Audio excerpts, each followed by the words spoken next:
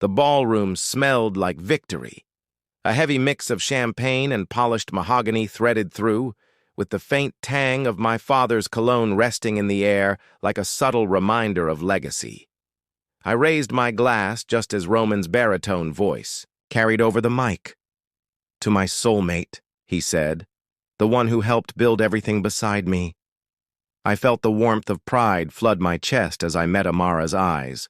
She sat poised beside my brother, lips curved in a smile so practiced it rivaled any movie star's. The applause swelled, a tidal wave of approval that lapped at the edges of my confidence. My cheeks flushed, not with embarrassment, but with the certainty that this moment was supposed to belong to me, too. But then Roman shifted his weight, extended his arm, and with a flourish I'd never seen before, pointed at Amara. "Surprise? She's marrying me." Applause crashed over me like shards of glass. Camera flashes exploded in my vision, each strobe freezing my heartbeat mid-thump. People rose from their seats, toasting the couple with a fervor I had expected would be reserved. For me and Amara. I realized I was still clutching my glass. The cool stem trembled beneath my trembling fingers. I lowered it slowly, hearing the faint clink of crystal against crystal, the sound echoing in my hollow chest. My mind struggled to catch up, to process that the woman I loved, the woman I thought loved me, had been co-opted, weaponized in a declaration of conquest by the only person I trusted more than anyone else in the room. My world stopped. A still photograph of betrayal and disbelief. Amara stood, her posture regal beneath the ballroom's glittering chandeliers. She didn't flinch. She didn't recoil. She held her head high, as though she'd rehearsed this moment 1,000 times. The laughter around me felt cruel, like a private joke everyone else was in on. But me. She raised her own glass, perfectly still, perfectly composed, and turned toward me. Her lips parted in a smile that sent a cold shiver down my spine. Then, with a voice as calm and theatrical as a seasoned actress, she said, "I have my own announcement." The applause stuttered and died, replaced by the hush that falls when a bomb is about to drop. Every eye in the room landed on her, then bounced to me, as though I were an object on display waiting to be judged. My pulse thundered in my ears, the only sound I could hear above the soft scrape of chairs and quiet murmur of confusion. Amara held the room in her gaze for a moment that felt suspended in time.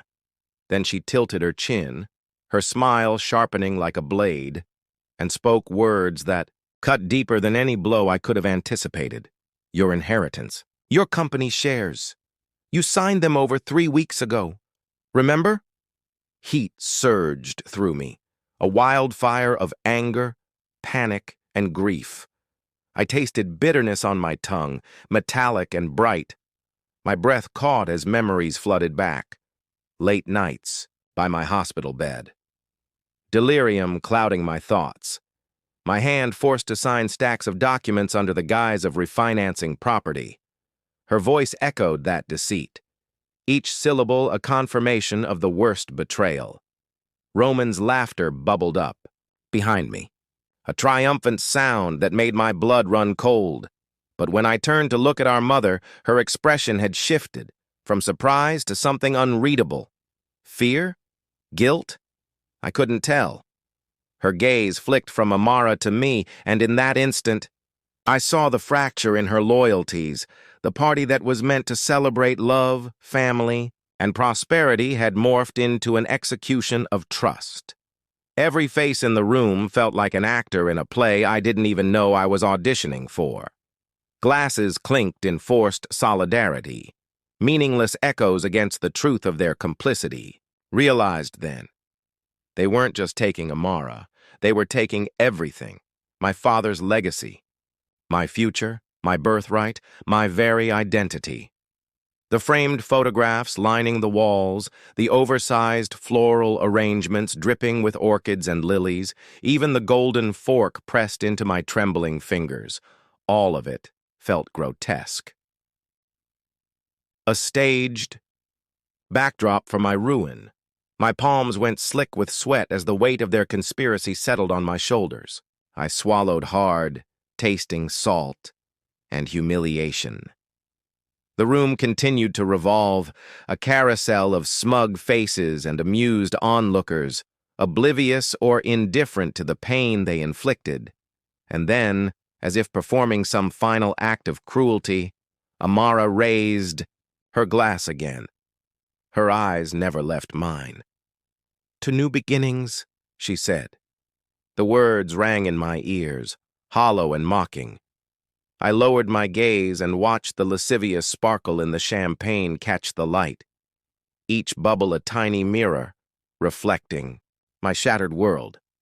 I lifted my glass anyway, because manners demanded it. Because my upbringing taught me decorum, even in the face of ruin. I sipped the bitter liquid, feeling it burn its way down my throat, anchoring me to the brutal reality of the moment. When I set the glass down, the echo of its placement on the marble table sounded like a verdict. My eyes swept the crowd one last time, every smug smile, every whisper behind raised hands, and then I walked away, the soft rustle of my jacket the only sound marking my departure. Most importantly, the will, stipulating that if I married before 35, I would lose nothing, so long as I maintained sole ownership of Ridgewood Holdings. I let the silence speak as he rifled through the pages, each turn of paper a nail in the coffin of their stolen power. Beckford's face paled. This can't be real," he stammered. I leaned forward. "It's very real. You never saw this coming because you didn't think to question me fully. You assumed I'd collapse." I pressed the folder toward him. "Consider this your notice." At that moment, a familiar voice joined us. Amara glided into the doorway, all poise and silk, but her confident stride faltered when she saw the folder. Rage and fear battled behind her emerald eyes. She raised a perfectly arched brow. "What's this?" I rose, turning to face her, and Beckford, together, the predator and the pawn. I let the chill settle into my words. "My ownership remains intact," I said, "and I intend to use it."